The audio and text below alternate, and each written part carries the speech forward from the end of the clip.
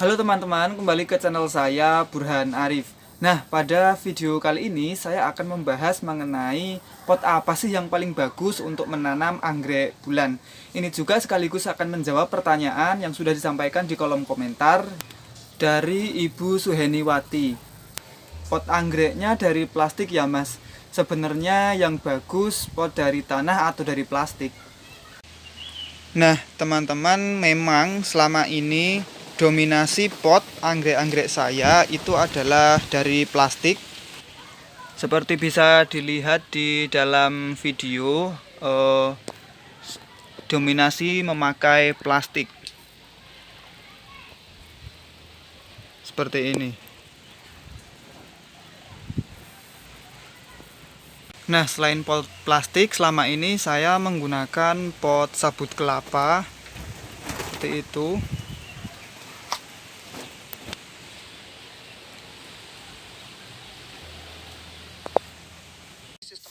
Terkadang saya juga menggunakan dahan pohon sebagai pot begini. Dahan pohon yang kemudian saya tutup dengan sabut kelapa.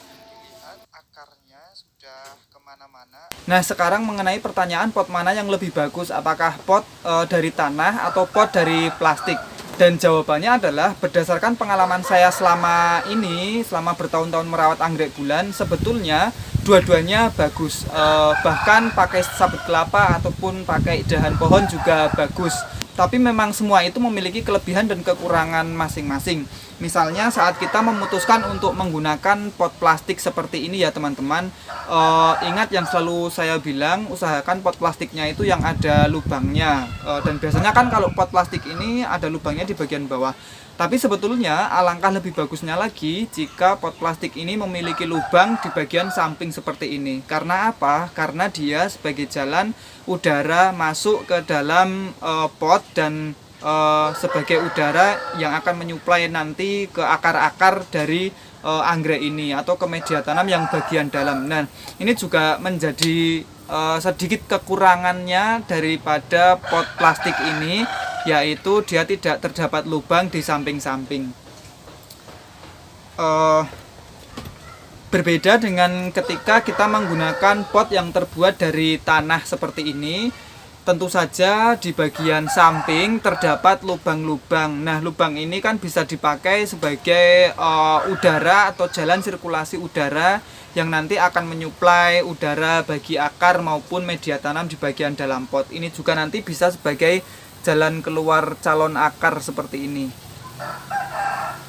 Jadi seperti itu. Nah, catatan untuk kedua media tanam ini adalah jika teman-teman menggunakan media tanam atau pot berupa tanah seperti ini, teman-teman harus ingat bahwasanya kalau kita menggunakan pot tanah itu dia akan lebih mampu menyerap air daripada yang menggunakan pot plastik.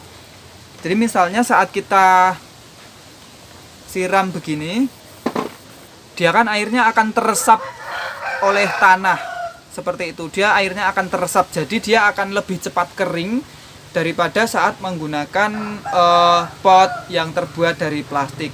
Sehingga jika teman-teman menggunakan pot yang terbuat dari tanah itu biasanya boleh untuk disiram lebih sering daripada ketika menggunakan pot plastik, karena dia mampu menyerap air secara cepat begitu ya tadi teman-teman. Walaupun teman-teman juga tetap harus memperhatikan media tanam apa yang kalian gunakan di dalam pot itu sendiri. Nah, kalau kalian menggunakan pot plastik seperti ini misalnya, itu kan dia tidak akan mampu menyerap air. Jadi dia akan mampu bertahan lembab lebih lama di media tanamnya itu sendiri. Jadi jika harus memutuskan mana yang paling bagus, ya dua-duanya bagus. Dan teman-teman harus mengetahui teman-teman itu tipe yang suka menyiram atau jarang menyiram.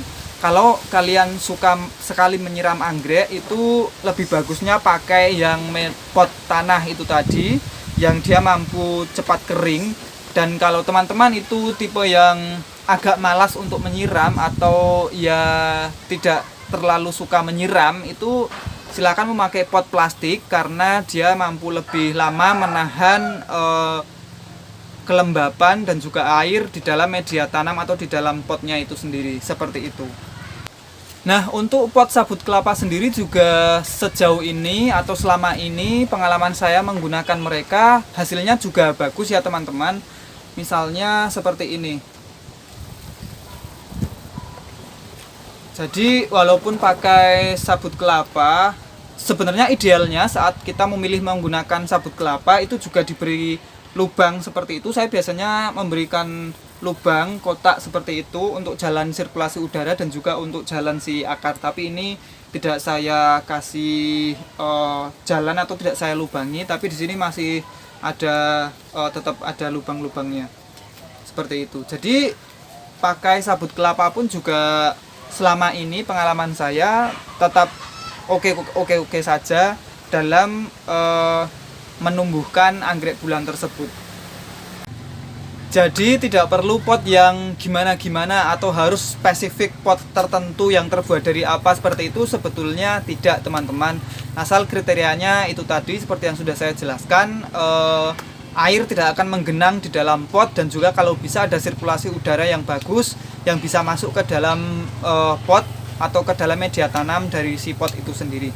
Bahkan nih teman-teman, salah satu anggrek bulan saya itu hanya saya tanam dengan pot berupa toples bekas. Ya, ini. Jadi bisa teman-teman saksikan ya, di sini saya potnya hanya menggunakan toples bekas wafer seperti itu yang biasa kita makan saat lebaran misalnya. Karena waktu itu saya kehabisan pot dan makanya saya tanam di pot plastik berupa toples seperti ini. Dan bisa teman-teman lihat ya, di sini saya kasih lubang di samping-sampingnya selain di bawah.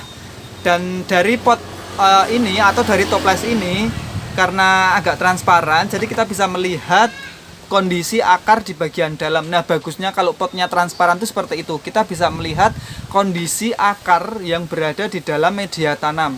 Bisa teman-teman lihat di sini akarnya pada sehat-sehat, pada bagus-bagus begitu ya. Dan akarnya juga banyak yang sudah keluar seperti ini. Dan bahkan ini anggrek menjadi salah satu anggrek favorit saya karena paling rajin berbunga. Bisa teman-teman lihat ya, ini bunganya juga banyak dan ada cabangnya. Padahal media tanamnya atau padahal potnya hanya berupa pot toples bekas wafer seperti itu.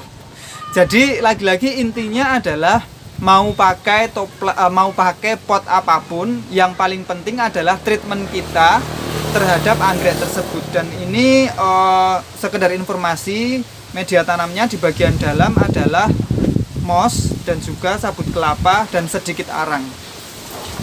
Saya kombinasikan 3 itu dan hasilnya sih sejauh ini bagus. Dia sangat rajin berbunga dan setiap berbunga pasti bertahan sangat lama.